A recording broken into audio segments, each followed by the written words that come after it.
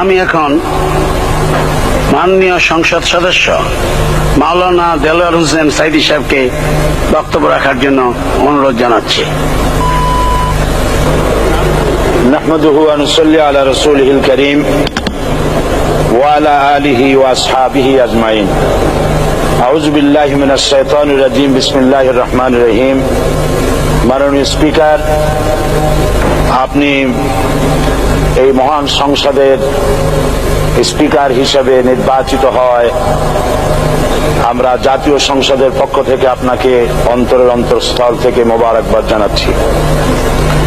মাননীয় স্পিকার, আমি আজ এই সংসদে দাঁড়িয়ে ওই মহান আল্লাহ পাকের প্রশংসায় সেজদা অবনত হচ্ছি, যিনি 1 অক্টোবরের ব্যালট যুদ্ধের মাধ্যমে সুদীর্ঘ 5 বছরের দুঃশাসন, সীমাহীন দুর্নীতি, ইসলাম বিরোধী কর্মকাণ্ড, দেশব্যাপী ভয়াবহ সন্ত্রাসের মোকাবেলায় 4 দলীয় ঐক্যজোটের মহা বিজয় দান করেছেন এবং যার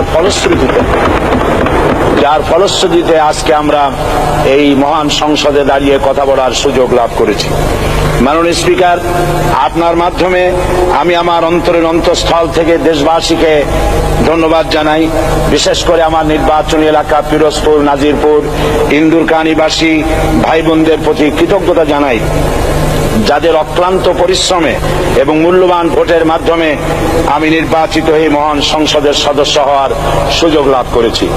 মাননীয় স্পিকার, বাংলাদেশের 13 কোটি মানুষকে যারা পরিচালনা করবেন, আজকে তারাই এই মহান সংসদে বসে আছেন। আমি আপনার মাধ্যমে তাদের উদ্দেশ্যে কিছু কথা বলতে চাই। জবাবদিহিমূলক সরকার, কল্যাণমূলক সরকার ও সুস্থ প্রশাসন, এই বাক্যগুলি আমরা প্রায় শুনে থাকি। এই বাক্যগুলির অর্থ সরকার স্বৈরাচার নয়, বরং জনগণের কল্যাণে জনগণ নিকট দায়বদ্ধ সরকার, যা আব্রাহাম লিঙ্কনের ভাষায় by the people, for the people, of the people. বর্তমান পৃথিবীতে মূলত গণতান্ত্রিক দেশে এখন সরকারকে বিবেচনা করা হয়। এরূপ সরকারের জনগণের সার্বভৌম ক্ষমতার উৎস হিসেবে বিবেচনা করা হয়, অর্থাৎ সংখ্যাগরিষ্ঠ প্রতিনিধিদের প্রণীত আইনই হল আইন এবং নির্বাচিত হবার পর সরকার হয়ে পড়েন সমগ্র জনগণের, আর বিরোধী দল হয় ছায়া সরকার। মাননীয় স্পিকার, সরকারকে সঠিক পথে পরিচালনার জন্য বিরোধী দলকে অপরিহার্য বিবেচনা করা হয়। বর্তমান গণতান্ত্রিক চেতনা বেশি পুরনো নয়, মানুষ মূলত রাজতান্ত্রিক স্বৈর শাসনের সাথেই বেশি পরিচিত। বস্তুত বর্তমান পৃথিবীতে গণতান্ত্রিক শাসন ব্যবস্থায় জবাবদিহিমূলক, কল্যাণমূলক, স্বচ্ছ প্রশাসনের যে কথাবার্তা আমরা শুনতে পাই, এর প্রথম উপস্থাপক হলেন বিশ্বনবী হযরত মুহাম্মদ রাসূলুল্লাহ সাল্লাল্লাহু আলাইহি ওয়াসাল্লাম। বর্তমান গণতান্ত্রিক ব্যবস্থাপনার সাথে ইসলামের মূল পার্থক্য হল সার্বভৌমত্বের ধারণা নিয়ে। ইসলামের দৃষ্টিতে সার্বভৌমত্বের মালিক জনগণ নয়, মালিক হলেন আল্লাহ রাব্বুল আলামিন। কিন্তু সরকার গঠন ও পরিচালনা জনগণের ইচ্ছার ভিত্তিতে হতে হবে। জনগণের ইচ্ছার বিরুদ্ধে ক্ষমতায় থাকার অধিকার ইসলামের স্বীকৃত নয়। মাননীয় স্পিকার, সাধারণত লক্ষ্য করা যায় সরকার, সরকারি কর্মকর্তা, কর্মচারীবৃন্দ জনগণের উপর নানাভাবে জুলুম, নির্যাতন বা শোষণ করে থাকে। জনগণের খাদেম না হয়ে তারা হয়ে পড়েন জনগণের প্রভু। তারা জনগণের সম্পদকে তসরুপ করে। এই অবস্থা থেকে মুক্ত করার জন্য রাসূল করিম সাল্লাল্লাহু আলাইহি ওয়াসাল্লাম সরকারি কর্মকর্তা ও কর্মচারীদের মধ্যে তীব্র দায়িত্ব অনুভূতি জাগ্রত করে তিনি বলেন, ঘুষ দাতা ও গৃহীতা উভয় জাহান্নামী। নবী করিম সাল্লাল্লাহু আলাইহি ওয়াসাল্লাম আরো বলেছেন, আমরা যদি কাউকে কোনো রাষ্ট্রীয় দায়িত্ব প্রদান করি, তখন সেই ব্যক্তি তার ব্যক্তিগত কাজ যতটা নিষ্ঠা ও আন্তরিকতার সাথে পালন করে, রাষ্ট্রীয় দায়িত্ব যদি সেভাবে পালন না করে, তবে কিয়ামতের দিন তাকে উল্টো করে জাহান্নামে নিক্ষেপ করা হবে। রাষ্ট্রীয় সম্পদ তসরুফের ব্যাপারে কঠোর হুঁশিয়ারি উচ্চারণ করে বিশ্বনবী মুহাম্মদ রাসূলুল্লাহ সাল্লাল্লাহু আলাইহি ওয়াসাল্লাম বলেছেন, রাষ্ট্রীয় দায়িত্ব পালনকারী কেউ যদি 1 টুকরা সুতা বা তার চেয়েও ক্ষুদ্র কোনো জিনিস খেয়ানত করে, তবে কিয়ামতের দিন খেয়ানতের বোঝা মাথায় করে তাকে উঠতে হবে। মাননীয় স্পিকার, আল্লাহ রসুল যে সরকার ব্যবস্থা প্রতিষ্ঠা করেছিলেন, তা সত্যিকার অর্থে ছিল জনকল্যাণমূলক সরকার। তার সরকারে দায়িত্ব পালনকারী ব্যক্তিবর্গের মধ্যে চরম দায়িত্ব অনুভূতি জাগ্রত করে দেওয়া হয়েছিল। এটা সম্ভব হয়েছিল কেবলমাত্র আখিরাতের তীব্র বিশ্বাস ও মহান আল্লাহর দরবারে জবাবদিহিতার অনুভূতির মাধ্যমে। মানুষের নিকট জবাবদিহিতা পাশ কাটিয়ে যাওয়া যায়, কিন্তু আল্লাহর নিকট জবাবদিহিতা পাশ কাটানোর কোনো সুযোগ নেই। মাননীয় স্পিকার, নবী করিম সাল্লাল্লাহু আলাইহি সাল্লামের সরকার ব্যবস্থাপনায় সবাই যেমন আইনের দৃষ্টিতে সমান অধিকার ভোগ করেছে, ঠিক তেমনি ভাবে রাষ্ট্রের নাগরিক হিসাবে সবারই মৌলিক চাহিদাসমূহ পূরণ হয়েছে। ঋণগ্রস্ত এতিম অসহায় জনগণ রাষ্ট্রীয় তহবিল থেকে সহযোগিতা লাভ করেছে। মূলত এটা জনকল্যাণমূলক সরকারের ধারণা বিশ্ববাসী তখনই প্রথম অবলোকন করে।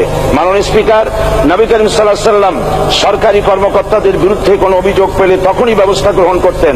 আইনের চোখে সবাই সমান এবং এ কারণেই শাসকদের আত্মীয় স্বজন কারো পক্ষে সম্ভব ছিল না জনগণের উপরে জুলুম করা। খলিফা ওমর রাদিয়াল্লাহু তাআলা আনহুর এক ছেলে অপরাধী প্রমাণিত হলে সে দণ্ডভোগ থেকে রেহাই পায়নি, এমনকি এতে তার মৃত্যুদণ্ড হয়েছিল। আবার খলিফা নিজেকে আইনের ঊর্ধ্বে মনে করতেন না, তাই বর্ম চুরির ঘটনা আলী রাদিয়াল্লাহু তাআলা আনহু কাজীর দরবারে সাধারণ ফরিয়াদির মতো উপস্থিত হন। নিজের ছেলে ও চাকরের সাক্ষী যথেষ্ট না হয় কাজী খলিফার বিপক্ষে রায় দেন। এখানে বিচার বিভাগ ছিল সম্পূর্ণ স্বাধীন এবং শাসন বিভাগের নিকট তার কোনো দায়বদ্ধতা ছিল না। মাননীয় স্পিকার, এসব হলো ইতিহাস। মুসলমান আজ অনুসরণ করতে চায় না তাদের অতীতের গৌরবোজ্জ্বল কর্মপদ্ধতিকে। সে এখন কাফির মুশরিকদের কিরানক স্বার্থ পূজারী আখেরাতে জবাবদিহিতা শূন্য বাগাড়ম্বর এক জাতি। মাননীয় স্পিকার, যে জাতির এক পূর্বসূরি মাথায় আটার বোঝা বহন করে নিয়ে চললেন আর বলে গেলেন, মানুষ কেন, ফোরাতের কূলে যদি একটি কুকুরও না খেয়ে মারা যায় তবে এই ওমর রাদিয়াল্লাহু তাআলা আনহুকে কিয়ামতের দিন আল্লাহর দরবারে জবাবদিহি করতে হবে। আর আজ সেই জাতির দায়িত্বশীলরা জনগণকে অভুক্ত রেখে তাদের মুখের গ্রাসে ভাগ বসায়।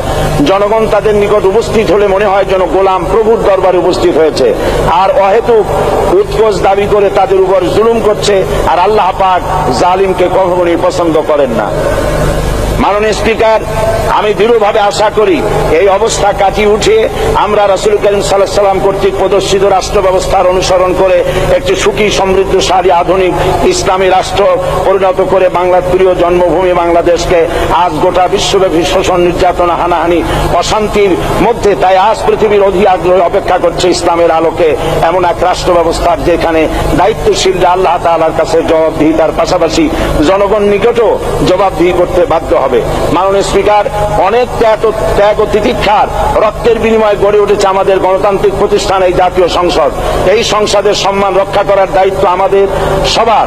গণতান্ত্রিক চর্চা, গণতন্ত্র প্রতিষ্ঠার স্বার্থে আমি আজ প্রধান বিরোধী দল আওয়ামী লীগকে সকল হিংসা, বিদ্বেষ ও পরাজয়ের গ্লানি ভুলে গিয়ে সংসদে যোগদানের উদাত্ত আহ্বান জানাচ্ছি। পরিশেষে আমি আপনার মতো সর্বজনশ্রদ্ধ একজন মার্জিত ও সুশিক্ষিত ব্যক্তিকে এই মহান সংসদের স্পিকার হিসাবে লাভ করে আমরা আনন্দিত হয়েছি। আমাদের সংবিধানের সংরক্ষণ, সমর্থন ও নিরাপত্তা বিধান এবং আপনার অভিভাবক সুলভ নিরপেক্ষ আচরণ ও সংসদকে ধন্য করবে বলে আমরা বিশ্বাস করি। আপনাকে ধন্যবাদ। আসসালামু আলাইকুম ওয়া রাহমাতুল্লাহ। মাননীয় সদস্য মাওলানা